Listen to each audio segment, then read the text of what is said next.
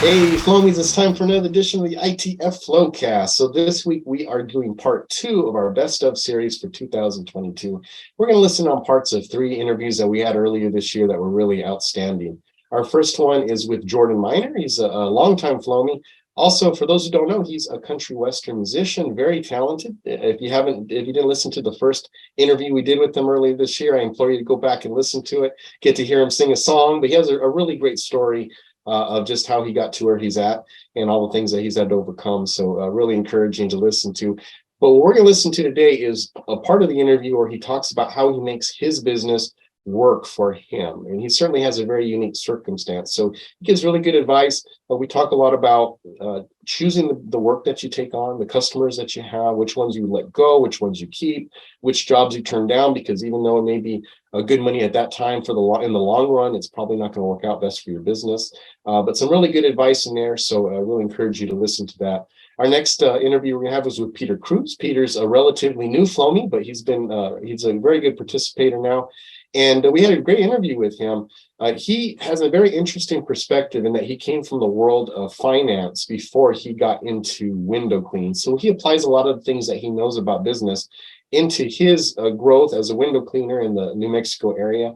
And so he's got some really great advice to help you help your growth in your company. And with growth in mind, we have our third interview, and that's with Melody Edwards. She joined me for a Gabe's Corner that was based on having a growth mindset. And this is one of my favorite interviews that I did in this year because it really hits on some things that are very important to me and really should be important to all business owners who want to stay healthy and relevant throughout their years in their company. Because we talk about how important it is to stay open to changes and some of the traps that we can fall into as a business owner, using our years of experience as only the only thing to guide our decisions that we make for the future, when everything in the world changes. And so we have to be flexible, and having a growth mindset is really important key in keeping that flexibility and helping us to be healthy long into the future. So I know you're going to enjoy all 3 of these interviews. So let's listen in and let's get started.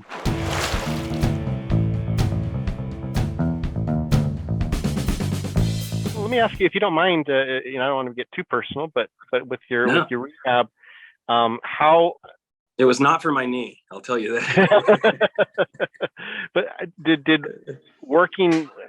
doing windows help, or was that something that was presented another challenge? Because I mean, it's an independent job, right? You have a lot of freedom, and when you're trying to come out of that can obviously bring some temptation too.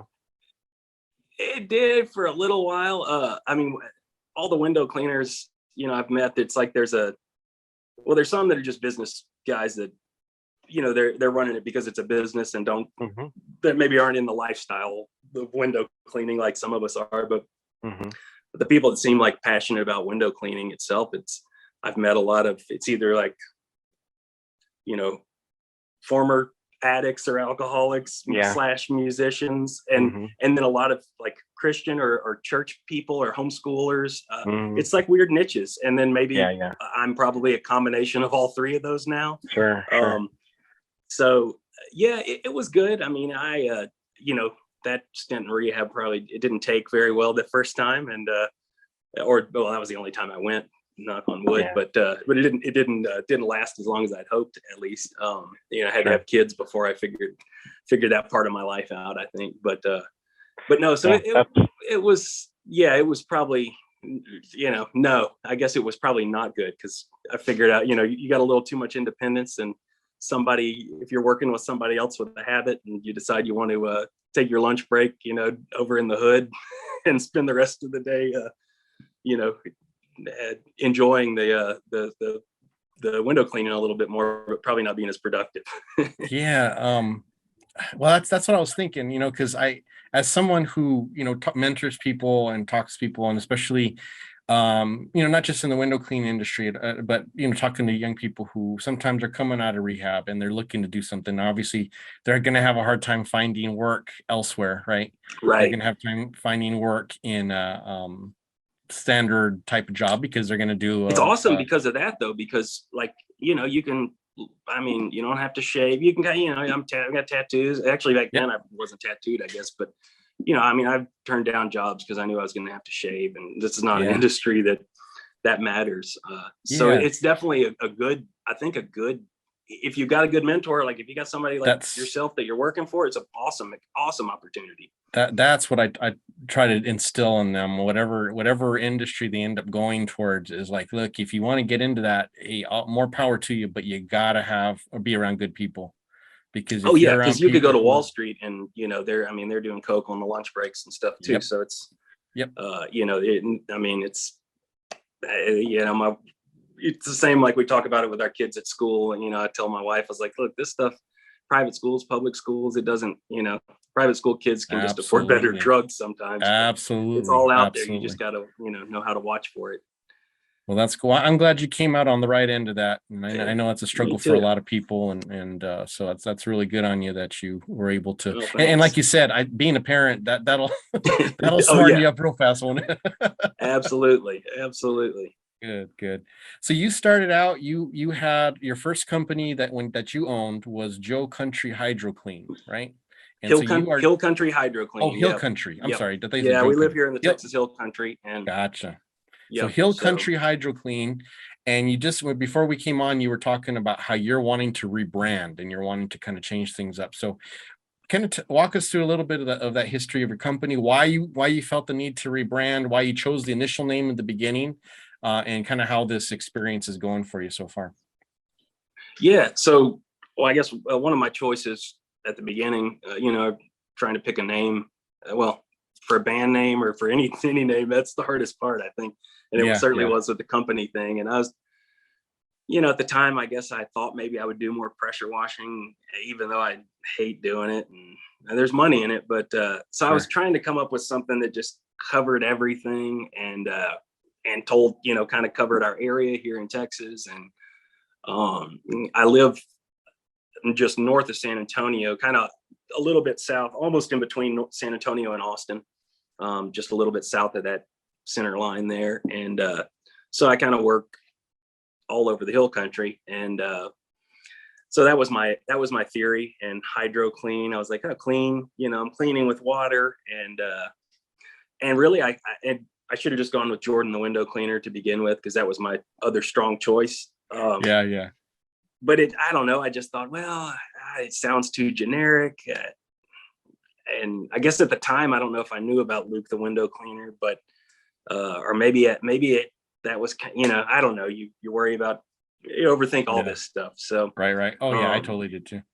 Yeah. So, but then in fact, I kept that name longer than I intended to, because my buddy that did the logo was so awesome that I was like, man, this logo is great. But then I was like, this guy, he can do another logo that's probably just as cool or cooler. Sure. So I reached out to him a month or so ago, and he was like, man, I've got to finish up some stuff for Garth. Can you wait a couple of weeks? I was like, Garth Brooks or Garth from from Wayne's World. Yeah, I was either one would be cool. Yeah, so he was finishing up Garth Brooks stuff. I was like, oh, wow, awesome. Yeah, I can wait on that. So so he just sent me new logo stuff, and sweet. So I got to get the new cards made and switch everything over. But I thought, man, if I keep waiting, the longer you wait, the harder it gets. Absolutely. Well, I had let me see if I think I took my hat back. I had my other hat on that had our logo on it, but we have, actually I have this right here. I don't know if this can see it, but this is our logo. Oh yeah. This little, we call it the window dude, right? And I started with that. This is like when, like you said, like a free license image, and we just doctored it up a little bit.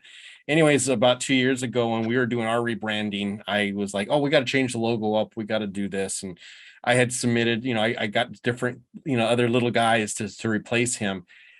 Everyone had a fit. Everyone had a fit. I was like, no, you can't change the window guy. He's been with you forever. So we just made him a little cooler looking. We changed him up a little bit, but we kept the basic concept on it. So it just freshened it up a little bit. But like what you said, man, once it gets hooked, it's like there's a certain point where it's really hard to change without really making people upset. Yeah. Well, and I was actually speaking to Mike Nichols about it, I guess last year, and because I think he had done, gone through a similar change a couple of years ago, and He's got a it's the cool window logo. guys now. Yeah, And yeah. and he was like, that's what I was like, everybody just calls us Jordan the window cleaner. It's all referral pretty much. And they just say, call Jordan the window cleaner. Right. And he was like, yeah, they just call us the window guys. And I thought that would be simple. And so that was I was like, hey, if Mike gives me the okay, then I'm probably making a good decision. Very cool. Hopefully. Very cool. Yeah. No, Mike's a good judge of that type of stuff. So I'm glad that you had him to talk to. So you made the change. I know one of the things that's been important to you is having flexibility. So what are some of the things that you're doing? Well, first of all, why is flexibility important to you? How are you using that? Because everyone uses their flexibility different ways. Yeah. Why is it important to you? How are you using it? And how are you making your business work for you as opposed to being stuck working for it? Yeah. Well, when I started, I started, I guess, in 2017, but it was kind of the end of the year. So I don't really, officially probably consider 2018. And then, of course, you got winter. So it was a few months really before things kind of got ramped up. And my youngest was born in 2017. So okay, I kind of started off like I was doing, I'd been cleaning windows for years for other people. And then I took I wanted to work closer to home and took a pool maintenance job with a friend's company. Okay. And, I was like, man, I got to start working for myself when I had the kids. And so my wife had a good year in her sales. And I was like, man, this is the time to make the jump while we've got these extra commission checks. If we're going to, I knew I had a little padding. And, but a lot of it was with the newborn. I was like, I can kind of stay home. If the work schedule's not full, I can be the one that, helps out here more. And, and so that's kind of how it worked out then. Nice. And it kind of, as I started building momentum, it worked out pretty well. But then I guess COVID hit, of course, as right as I was kind of hitting my stride. And of course. We ended up changing schools for the kids. And my oldest, she's in third grade now, but she was going into second grade.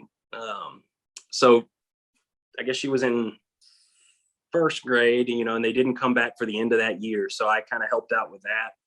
And then the new school that we put them in, the youngest, it was a 3-day-a-week thing for her. Oh. So I started staying home.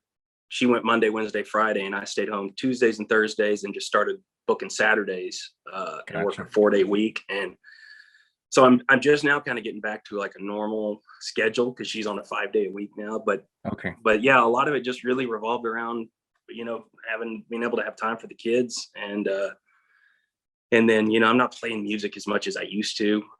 But, I try to kind of keep flexibility for that. And so, yeah, that's, probably, I guess, all the reasons anybody does it, but definitely for family, it's nice to have the flexibility for sure. So tell me what, how do you control that? Because for a lot of, and it was for me, not so much now. Now I definitely, although, obviously the business is always going to pull a degree of, attention from me at all, because I'm running the business. We've got 4 crews. There's always going to be something to do.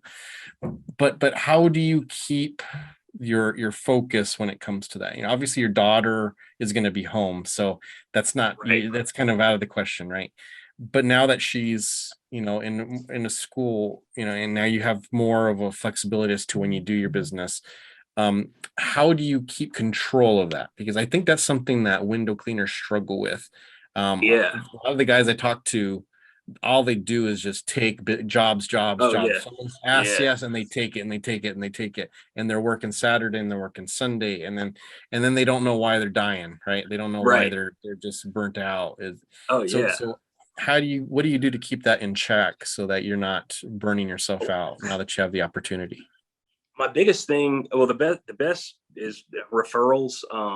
So the second guy that I ended up working for, and I still actually help him with jobs. He had a stroke a year and a half ago, so I kind of helped him bail out some of his business. But a lot of my initial business came from him, and I just tried to keep it referrals and know what signs to look for, the bad customers. And so usually I try not to take those if they're too needy. And I never take a job the same week. Like, even if I have availability, I'll tell people I'm booked out at least 2 weeks usually, and I'll try to fit you in, which usually makes it look like I'm, you're like, oh, I'm so in tired. demand. Yeah, I'm swamped. And I mean, I've faked my way into that because now I am swamped. But but I'm also, I just, man, I guess the biggest, I love working by myself and not having to deal with people. And so those people, like, I value that so much that I guess I know what not to get into now. And sure. I mean, I've certainly taken those jobs where you're just like, why did I do this? And I'm still guilty of it. Like, older ladies or something. I'm like, right. I mean, some of it, of course, everybody does. But I mean, there's some that when I say older, I'm like, this is just a divorcee that just wants a deal. And I feel bad. I'm like, I shouldn't be given discounts or, all right, I'll fit you in. So now I've kind of just tried to really be firm about it. Like, unless you're an awesome customer, you're not going to get in. At least it's going to be 2 weeks, And so I'm trying to train my customers. Yeah. And I think that's the key. One of the downfalls of being one of those hey, I'm right at your service kind of guys is that they get used to it. Yeah, exactly. And when you can do it is great, because boy, you come off as the hero and they love you and they're telling everybody about you.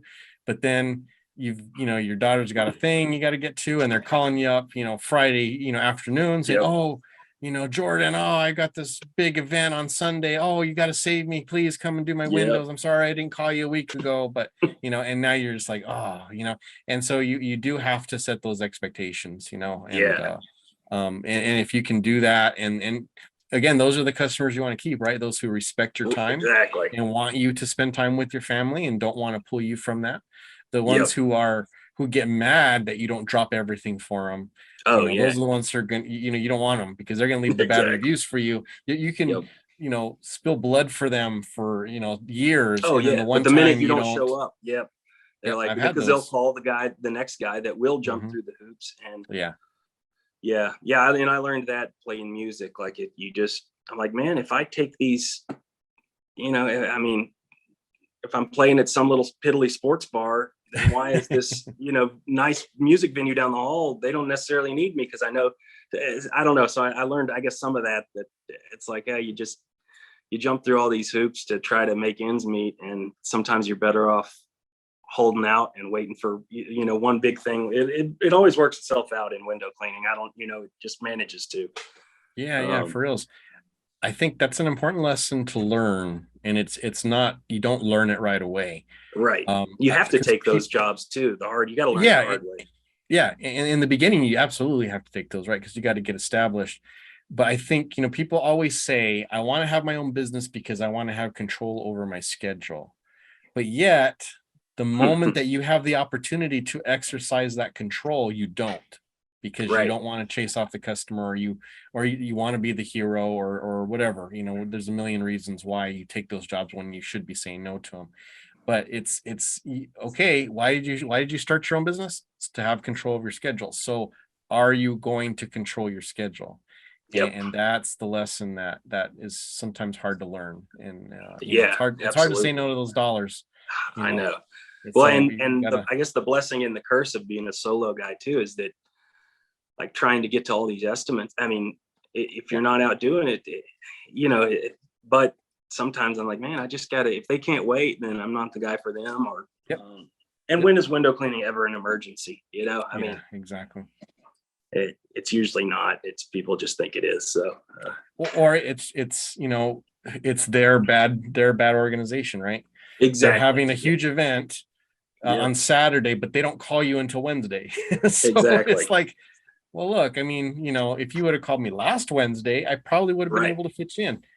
This Wednesday, you know what? I'm not working on a Saturday. I'm sorry. I'm not coming in, and so you shouldn't feel like you have to, have an imposition put upon you because they thought last minute about doing the windows. Right. That's not my fault. And so again, it's that control. You can say no, but so many people feel obligated to say yes. Well, and I drove to an estimate 2 days ago that I knew they wanted a roof wash. And I was like, I know it's going to be too big. I don't want to do it. And it was a friend's mother-in-law, if that tells you anything. And I was like, I should just say no. And I know I'm going to refer this to my buddy. Why am I driving out here? Right, and I still did it. I did it. I drove 20 miles out of my way. I did the same thing, not quite that far, but it was a friend. He used to. I actually bought his business from in town. Cool. He moved to Kansas City, I think. I keep forgetting where he moved to. But anyways, he called me and says, "Hey, this is a longtime customer. I've cleaned for her for years. She's really nice. She doesn't have a big home, but she's saying she has water spots. Could you go take a look?" And I just right away, I was like, I really don't want to do that. I know she's not going to want to pay what I'm going to charge to remove those hard water stains. I went, it was, again, nowhere near. And she talked my ear off for an hour. I stayed there for a whole hour talking with her.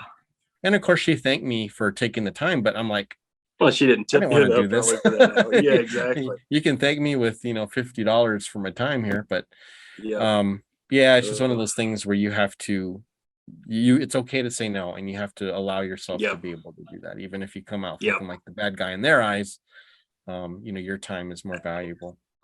Right. And usually those people that are that demanding, like, you don't want to deal with them. They're not going to be a long-term customer anyway. And so it's like, what am I going to pay anything? Even if they get their feelings hurt. Right. Mm-hmm. Even if they get their feelings hurt, why? It's no, but it's easy to say here, sit here and talk about it, but I'll probably still make the same mistake next month. Yep. Well, the last thing I really, go ahead. I'm sorry. Go ahead. Oh no, I was going to say, I just try to spread those mistakes out a little bit more. I'm getting better at it, and being busy too. I'm just, because, a lot of it was just like, it's like, man, I'm losing money. The jobs I could be doing, where there's a term for it, I can't think of it right now. You probably know it. Sunk cost. Yes, it's the it's the sunk cost sunk cost fallacy. That you've already exerted yourself at a certain thing. You have the need to go through with it because you feel like if you don't, you've wasted whatever you put into it. And that ruins a lot of businesses. So because the estimate, and so you accept the lower cost job, and you're losing money on something that would have paid you double. So classic example of that, we had all the Chipotles in Tucson, and we cleaned for them. And when I got the job, I was still real small, so I gave them a really good deal. I mean, because it was good for me. I had income, that I could count on, regardless if it was raining, regardless if it ever was slow. I could count on that, and it was like a $1,500 check. I mean, it was nothing to laugh at the end of the month. So we cleaned them weekly. Monthly, for sure. So we, as a single owner operator, that was great. But then once I started hiring, and now I'm sending people to that job, well, now the actual profit was very razor thin. But of course, you still have those feelings because you remember those times those checks saved you from starving that month, or paid your mortgage or whatever, and you have that emotional attachment to that. And so it came to where I had raised prices, and they were asking me to go back down to the price to what I was charging. No, you're raising it beyond what we can pay you. Please go back to what we were keep our old deal. And I was so tempted to say yes to it because I did not want to lose that account.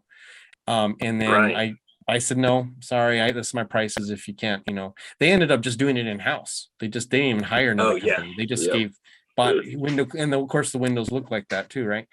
You can tell still probably.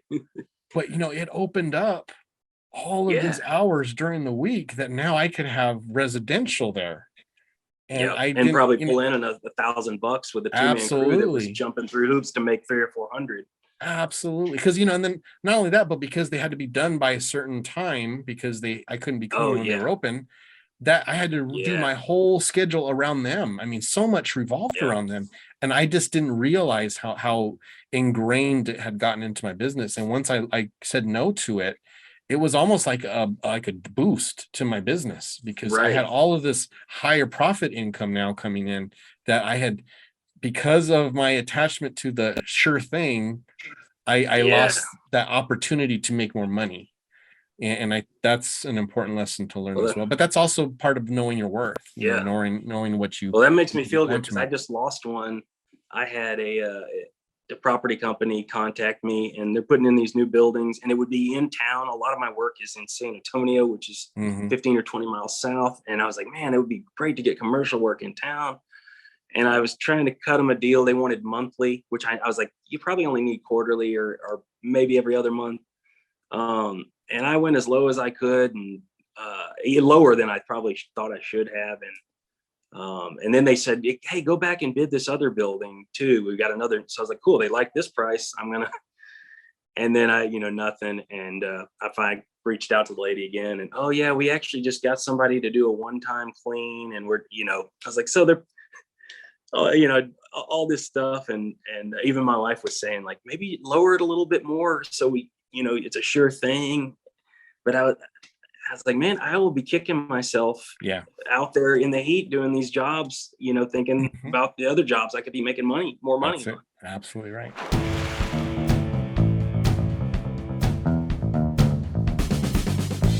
But it's coming along, and I just hired somebody in the office that I'm hoping is going to take a lot off my plate. Nice. That'll help me balance everything out. It's worth. I know a lot of people kind of get nervous about getting office help and delegating some of those decisions to someone else because it's your baby, your business is your baby. But exactly. There's definitely what do you call it? Kind of a learning curve in the beginning, but once that person knows how you like to run your business, man, is such a relief, to not have to deal with the day to day. When we talked one time. Yeah. And I understand the psychology of it because I was the same way in the field. Like, I didn't trust to just leave them because I had a certain way, and I'm very particular, being, I guess, an accountant, anal. Mm-hmm. So, but fortunately, I finally found the right people, and they've been with me a long time. One of my employees has been with me going on 10 years. Nice. And everybody else has been a long time. And I obviously learned how to run the business better in order to retain good people. So that was a learning process too, because sometimes you get desperate and you hire someone just because you're desperate, and you regret it afterwards. Absolutely. Absolutely. And that says a lot about your business to customers when your employees have been there for 10 years. And I don't think, because, and again, nothing wrong with this type of business model. A lot of companies kind of have the turnover model, where they just pay low. Someone will work there for 6 months. They quit. They just hire someone else, and they're just kind of continually cycling through employees. No, I'm sorry. That's stupid. I know you're being nice. You're just making your life miserable, because I kind of went through that myself. And you just, you have to come to a point and realize I have to take this up, and you have to take care of your employees because they take care of you to a certain degree.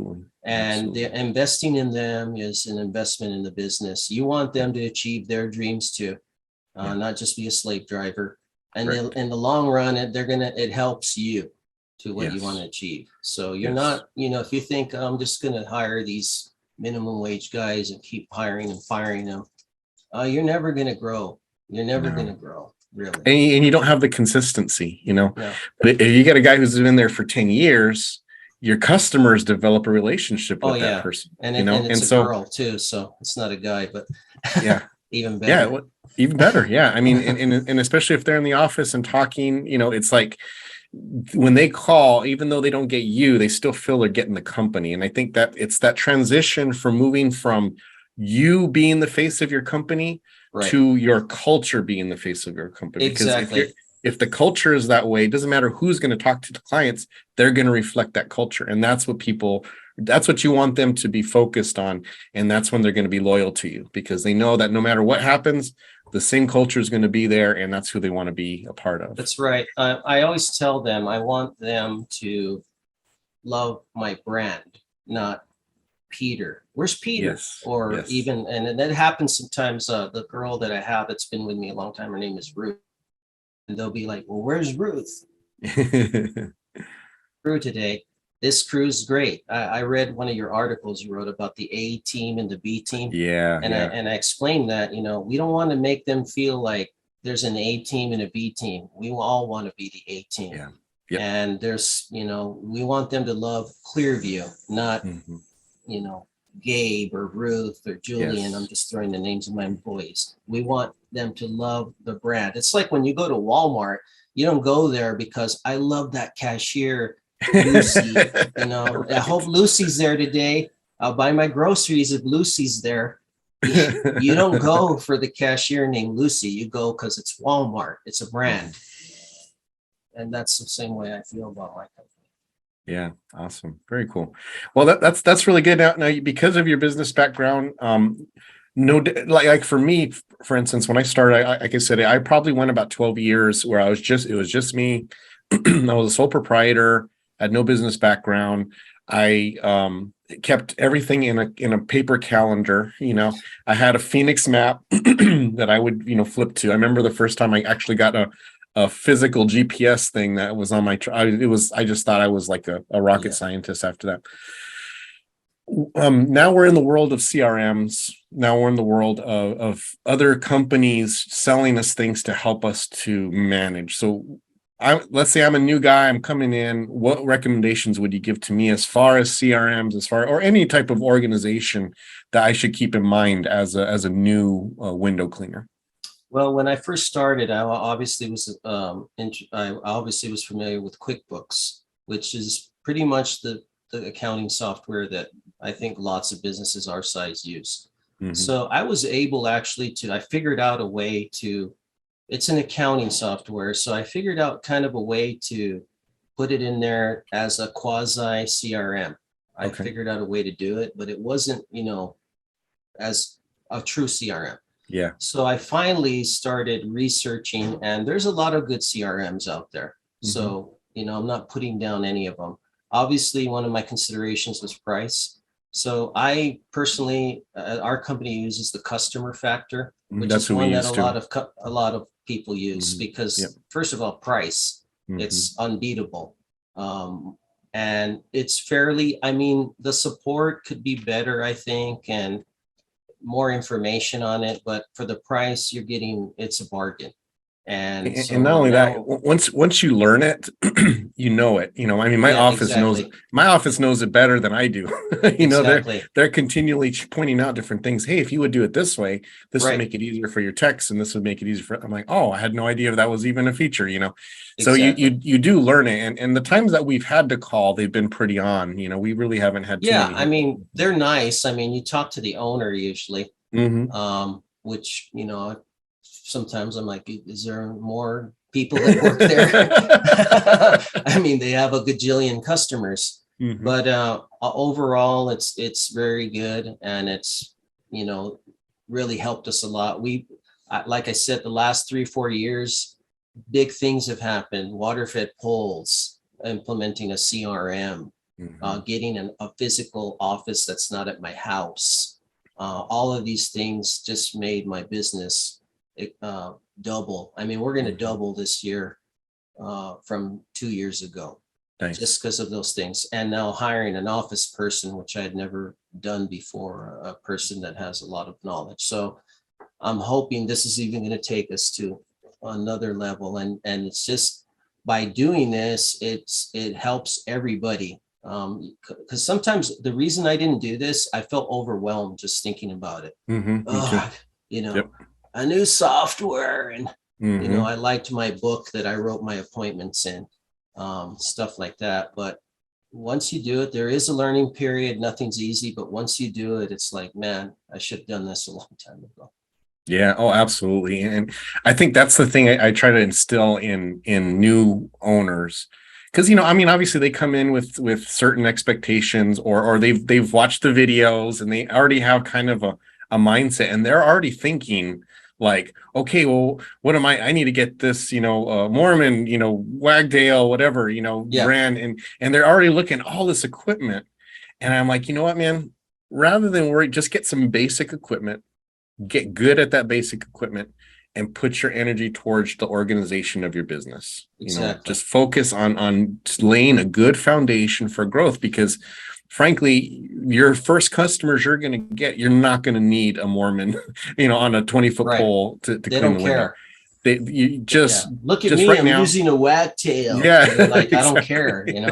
Exactly. I'm like, don't worry about that stuff yet.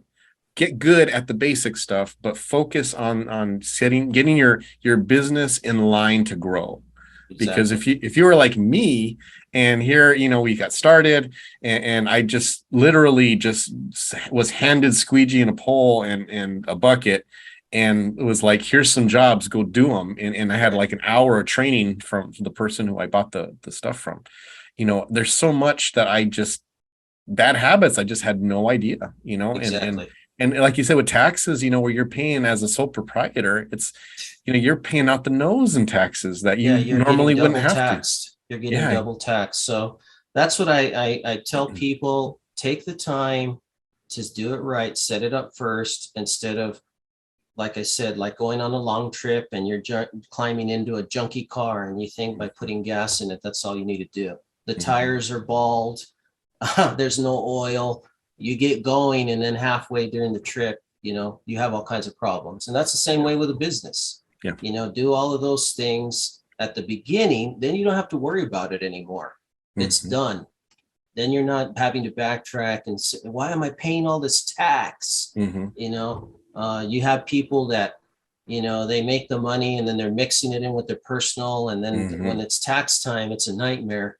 And then you end up, you didn't do quarterly payments if you have it set up like that, and you owe $15,000 in tax. It just accrues so quickly. So. Yeah, I never owed that much, but I did owe like $5,000 one year, and it might as well have been 15,000 at the time. It's a lot of money to owe. It is, and it's, and the thing is it was money I should not have had to pay if I would have been structured properly. So exactly. Yeah, so guys, just talk to a tax professional, get set up right from the beginning. Even if you've only got 3 customers, just get set up.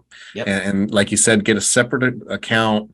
And then that way you can just keep it separate. And the other thing too, I always recommend people do is, rather than just take disbursements from the business when you get the money, have a salary, exactly. Have a set salary. That way, when you have the good months, that money stays in the bank. And then when you have the bad months, you have something to draw from, and it just tapers out. Because I went from, in Tucson, I don't know how it is in Las Cruces, but we have the monsoon season. So when the monsoon season ends, October through December is insanely busy. So I'm making so much money during that time. Yes. And then, it slows down a little bit in January, starts picking up, and then spring cleaning comes, also a really good time. And then the summer hits, and it's just nothing. Just totally stops, and your ramen noodles for 3 months.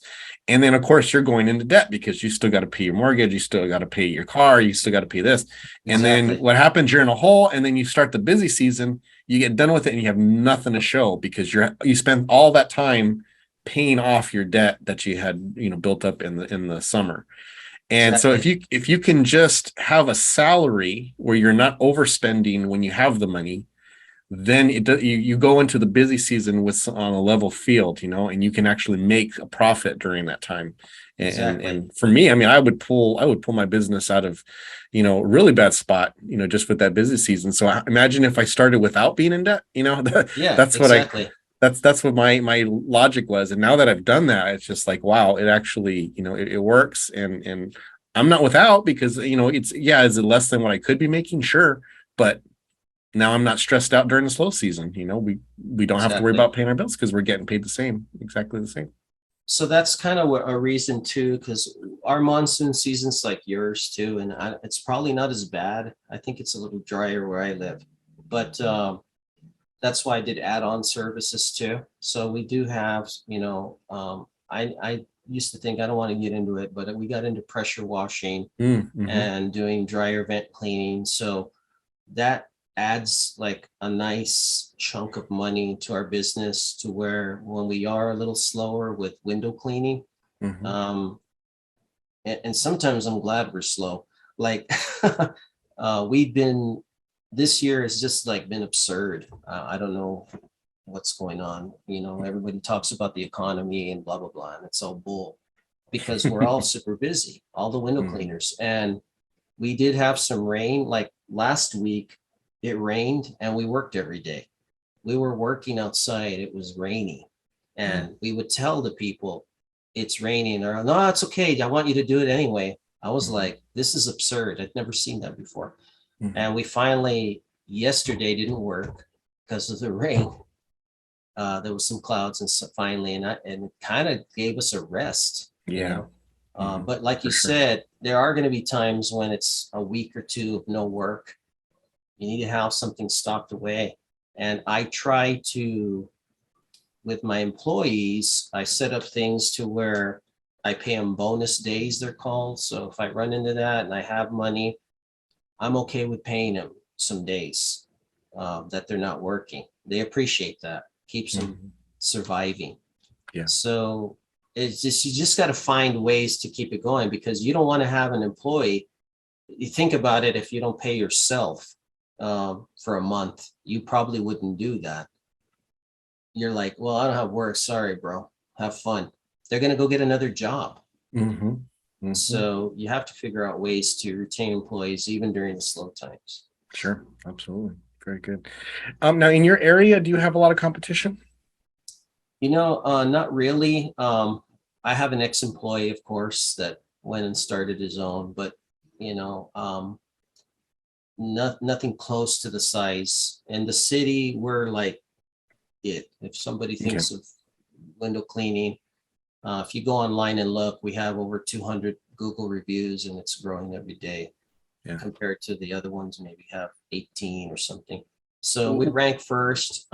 We have, our trucks are all wrapped. You can see the shirts we have. I mean, we stand out wherever we are. So the competition here isn't big. And even for the city of El Paso, which is a city of about 700,000 people, there's really nobody there either. It's just like this, you know, kind of a ocean full of fish void that I need to go fishing over there. It's just manpower wise, you know, finding the right people is all the big now challenge. would you consider something like hiring someone over there to like kind of expand? That is actually my goal here because I actually one of my main guys and another employee, they live in El Paso. So there you go. Once I get going, you know, that's going to be his territory. It's just that finding, you know, the right employees is it's tough right now. It's tough, man. It's crazy. I went. We had a real tough April because we were super busy, and I had employee get COVID. I had an employee blow out his back. I had another one blow out his knee. And that whole month, I was shorthanded almost every single day. And one day in particular, I worked a 14-hour day. It was this huge house that was all glass, but they were having like a big party or something the next day. And it was all literally just like almost 3 stories of glass, just wall of glass. And then of course my water fed was acting up. So I manually pulled that whole house by myself. I did the whole thing. And it was just an exterior only, thankfully. But it took me that whole day to do it. And I was supposed to have 4 people total that day, 3 with me and then one other guy doing another job. And I had one other guy with me. He went and did that. He didn't even finish. I had to go back. This was a Friday, so I had to go back Saturday morning and finish his jobs for him. And then I spent, like I said, 14 hours on that one house. They were really appreciative because obviously they didn't have rescheduling wasn't an option. Right. But it was like that the whole month. And we actually lost money because we had, jobs that were scheduled that we had to either, reschedule to the next month or they went somewhere else because they needed it done.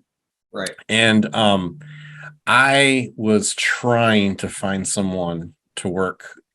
I could not find a single person, not even an unskilled person who would accept the job. No, and they don't want to work. They don't. Nobody wants to work. And even on a temporary basis, I thought, well, surely someone will say, hey, yeah, I need some money. I'll work a couple weeks and just do some grunt work. I could not find a single, and I had guys call, but they were not good candidates, you know. No, and one guy actually hired against my better judgment, and he ended up quitting an hour and a half into the first job. Yeah, exactly. You know, he walked out and sat by the truck. He pulled out a bucket and just sat by the truck. So I'm not working. I'm done. This isn't for me. I'm like, you gotta be kidding me. I was trying to hire. I had set up 4 interviews. None of them showed up.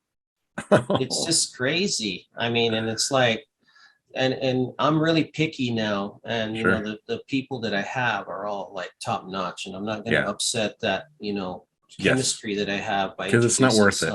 No, it's not worth it. So, yeah. I'll if I have to, push come to shove, I'll go out there like you. I think you're like 10 years younger than me though. So, but I'm 47. I'm not too far behind you. Yeah. 47 is good. But yeah, I mean, I do like getting out there sometimes. I recently, it was one of the hottest days of the year, and I worked all day, and I had to get on the roof because we were doing a dryer vent, and I almost like got up real, and I almost like fainted. I didn't realize I was getting heat stroke.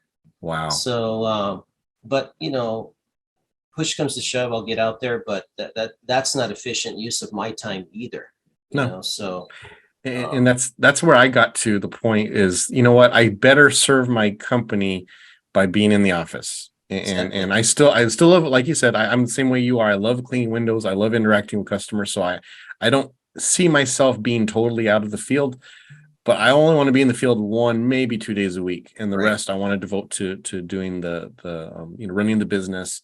And thankfully I do have a really solid crew right now. And I have people that I can count on, and I'm going to be losing one right now. He's looking for another job shortly, but you know, the guys that I got, like you said, we have a good culture, we have a positive atmosphere, and it's like you do not want to bring anybody in to mess that up, you know. Yeah, because that's a compensation to your employees when they know they can come to work and there's no drama, there's no backbiting, there's no office politics. They can just come, do work, get rewarded, and be appreciated, you know. And that's what we want to make sure our employees feel that way.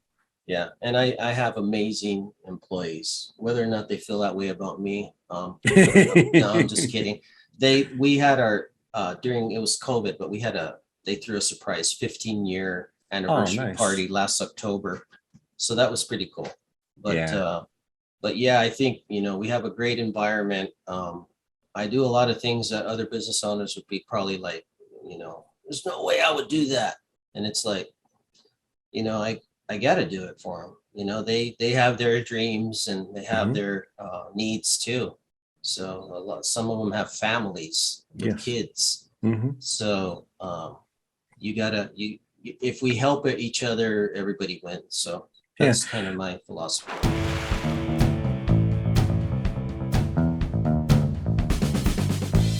Let's get into kind of what the characteristics of a growth mindset are, because we say it, and I think other people have heard it, and it almost becomes like a buzzword. And I hate buzzwords because it almost sucks the soul out of what the concept is. And so I don't want to spend a lot of time talking on the fixed mindset because we're trying to avoid that. So let's talk about what a growth mindset is and what the characteristics are of that. So we already mentioned that a growth mindset is one in which you've kind of expanded your view. You're not just stuck in one area. You're looking for ways to change, to grow.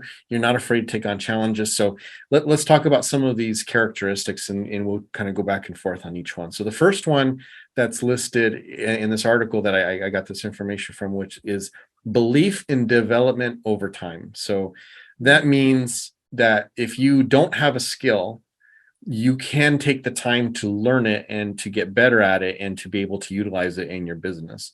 So that was something that I struggled with, because like I mentioned earlier, I felt like if I couldn't grasp it like that, I almost didn't want to invest the time to do it, because it was almost like a waste of time. I only wanted to focus on the things or the skills that I seem to already have kind of a natural inclination to do, you know, that my current skills fit in with that. And it's almost like when you work out and you get the guys who only do upper body because they like the way they look, and then their legs are like sticks because they never do the lower body because they're uncomfortable with it because they're not as strong. They like to lift the big weights and look like they're, that they're being impressive, but they don't work on the complete package of their body, and then it creates an imbalance, an asymmetry in their body. And we can do that as business owners. We can focus so much on the parts of the business that we excel in, like maybe the customer service or the actual equipment or yeah. And then we neglect the stuff we're not good at. Maybe it's office work, maybe it's doing our taxes, maybe it's HR stuff, trying to keep the culture in your business, and we just may not like that stuff, and then it can really actually hurt our company. So, or we might be uncomfortable. I was uncomfortable with a lot of that stuff because it felt like I just always assumed you had to go to college to have a business. And I had always thought that business was like a thing you just learned, like engineering or something, and then you would be able to do a business. And I felt like I was cheating a system by just starting or having one.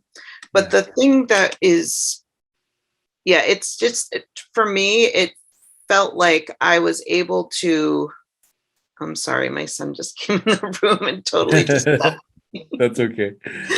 Oh my gosh. Anyway, I think I have to end that sentence because I was not expecting him to. That's okay. Yeah. Well, one of the things too that helped me with learning to believe in development over time were the conventions. Oh, yeah. I avoided the conventions for a long time because I focused on the expense. Yeah. And I just assumed there was really nothing I could gain from there, that I kind of already knew everything I needed to know for my situation. And how wrong were you, right? I was the same way. My very first one I went to was just the trade show at the IWCA. Yeah. And even just being exposed to different tools that I had never seen before, seeing demonstrations of how things work, learning about different chemicals. I mean, it just was like, wow. So the next year I went to a full convention. It was in San Diego, and it just blew my mind. And I didn't know how much I didn't know. And we don't. That's what was important. Yeah.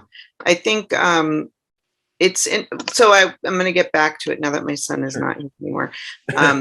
So I think that when I didn't know a lot about the business, like with, for instance, marketing, I used to pride myself on being a referral only business. And, I hear that a lot.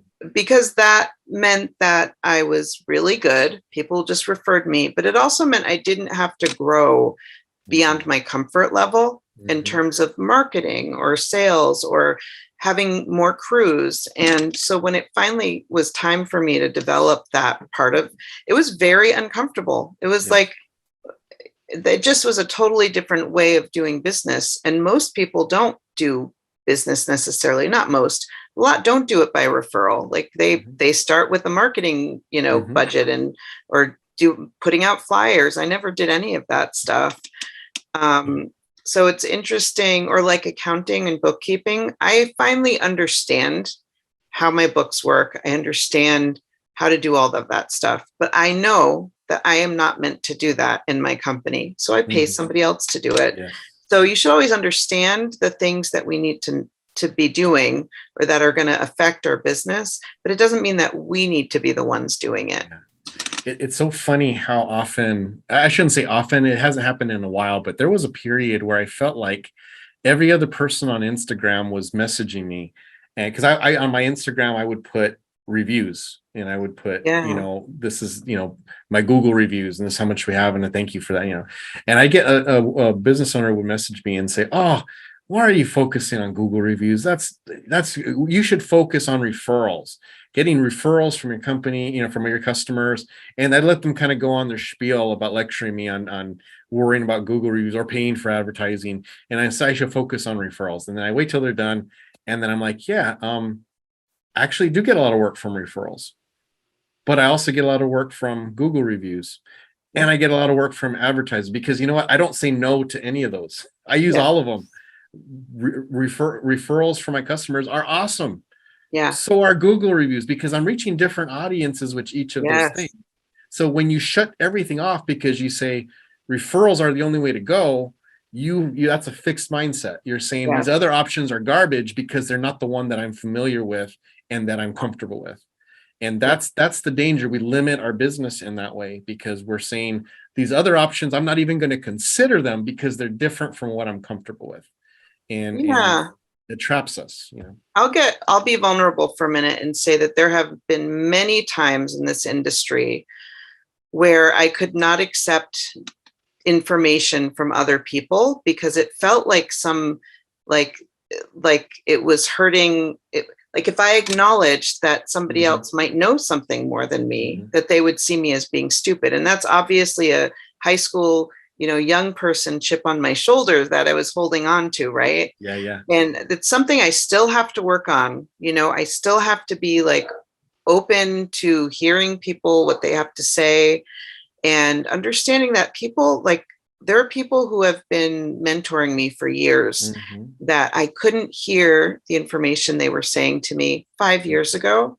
And now I'm like, oh my God, why didn't I listen to them 5 years ago? But I wasn't ready, Right. That's it. And it happens so often. Yeah, that's one of the other characteristics of having a growth mindset is acceptance of feedback. And a lot of times you're right, when we get the feedback, we're not ready. And it could be we're not ready emotionally or we're not ready mentally, but it could just also be that our business is just not ready to handle that particular type of feedback, Yes. And I remember a long time ago, a friend had given me some advice about, if you receive advice that you don't think applies to you, put it in your pocket because you might need it later.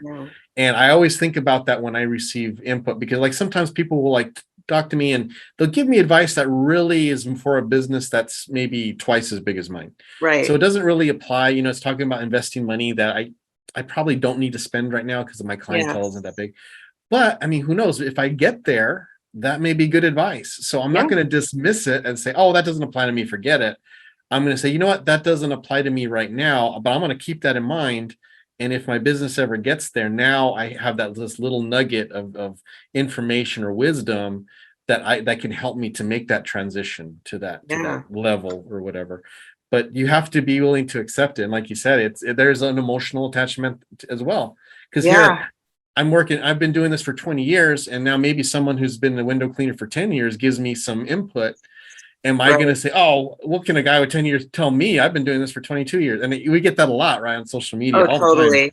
Totally. So if we have a growth mindset, we're not going to dismiss that. Now we may dismiss it after considering it for a while. And we may say, after taking this and this and this and as a factor, I've decided I'm not really going to use this information. I think it's short-sighted. But to dismiss it out of hand right off the beginning, we're limiting ourselves. I know some people who have grown, they're young and they've grown their businesses very quickly just by following the advice of people that I cannot follow the advice of, because my mind, the longer we do it, the harder it is to continue to keep open.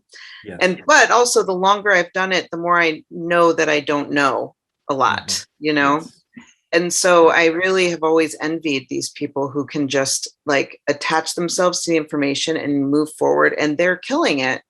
But that's not going to work for me where I am, because I have to do a lot more work on, everything in here in my head. And they're at a different place. They're a different person. They have a different situation.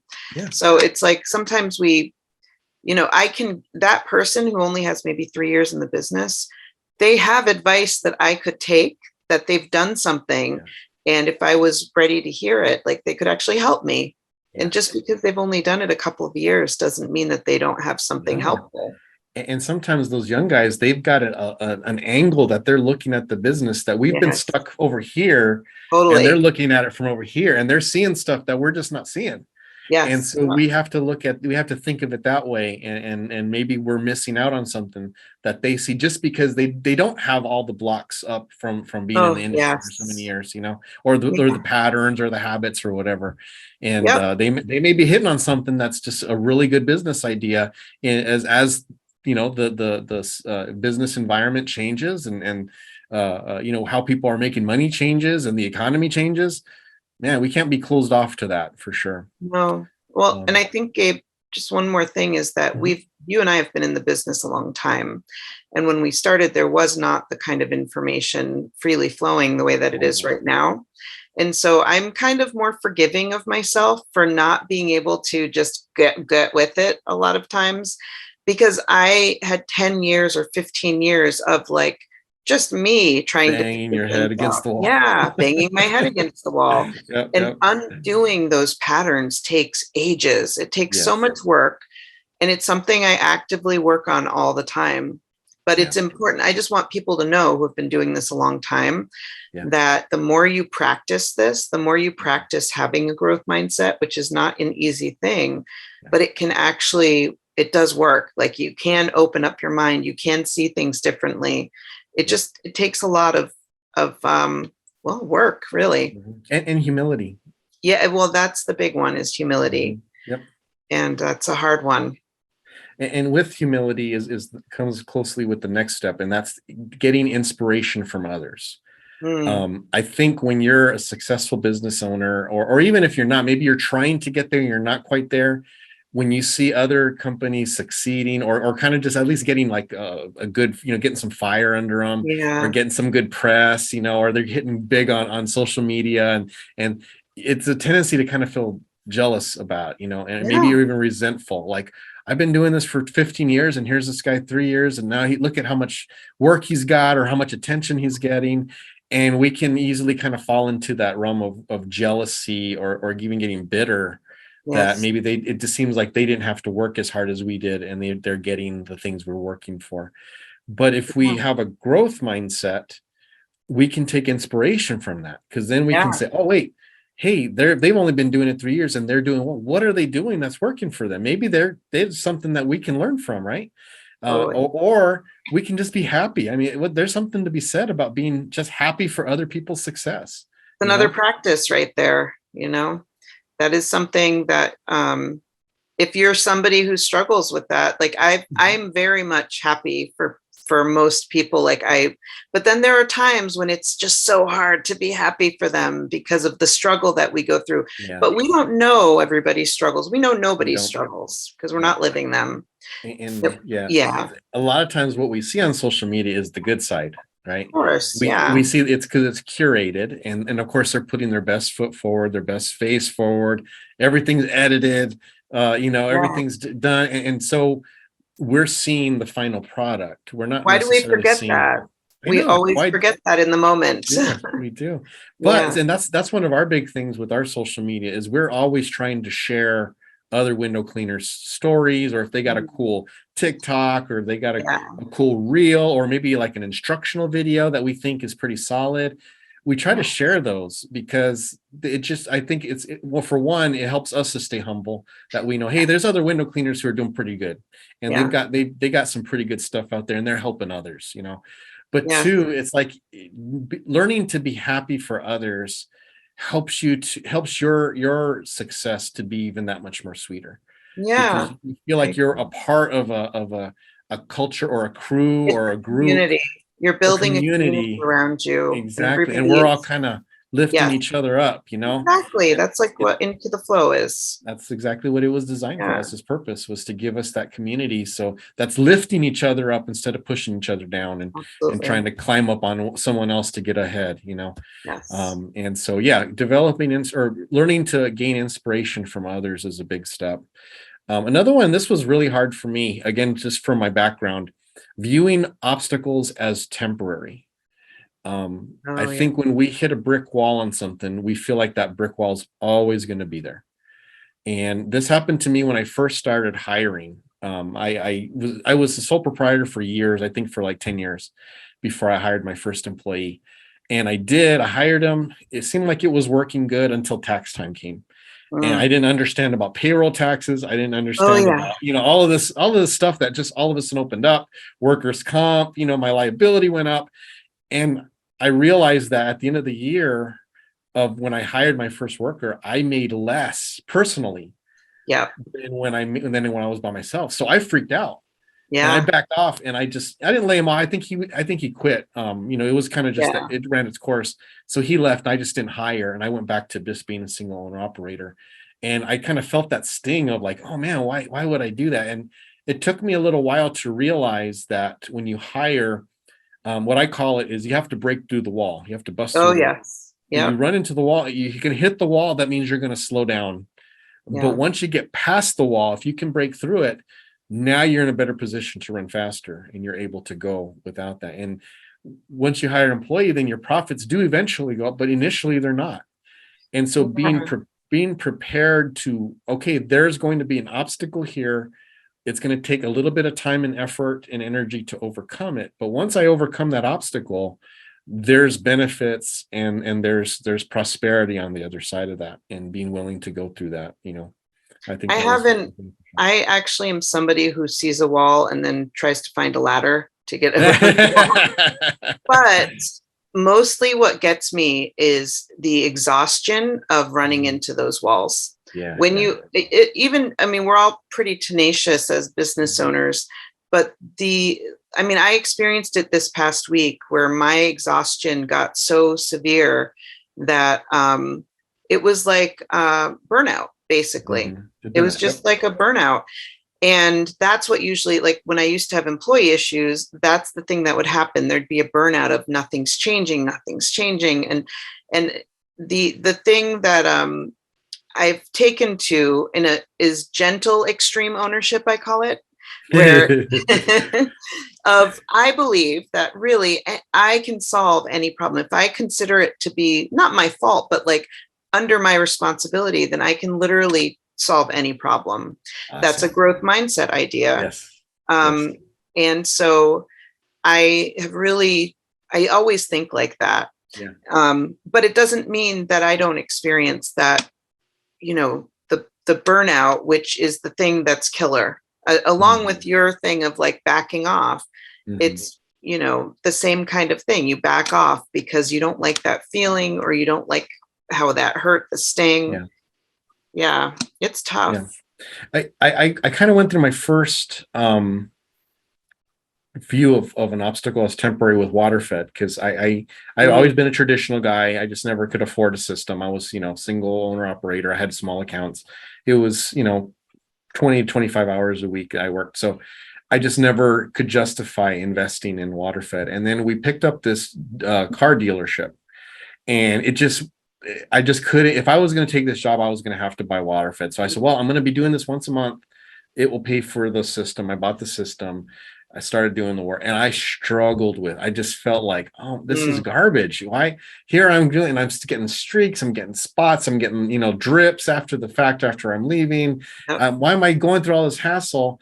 And I could just be polling this manually, doing old school, 20-foot polling, and get it done. It's going to take me longer, but at least it's going to look good. I'm not going to have to go back, And I had a real negative attitude towards it for a while, and then I just finally was like, well, wait a second.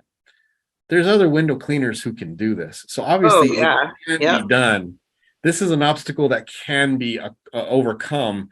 I just haven't figured it out yet. So instead of sitting here whining and complaining, why don't I go try to find people who have done it and get their advice? And I did. And that was probably my first introduction to the pro window cleaning group, that's when I started asking. I made a lot of connections there. And a lot of those guys that I made connections early on are some of the ones who started Into the Flow, Yeah.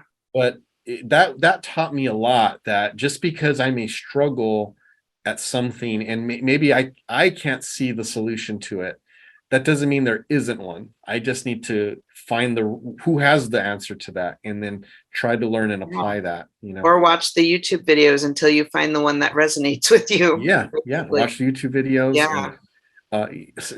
So just knowing that any obstacle we face, it's temporary. Totally. It's only permanent if we let it be permanent. That we can figure out how to overcome that. Okay, Flowmies, I hope you enjoyed those interviews. We just have one more ITF Flowcast for the year, and that's going to be our Flowmy Roundtable. So that'll be coming up on our next edition. But anyways, until then, you guys take care, and as always, flow on.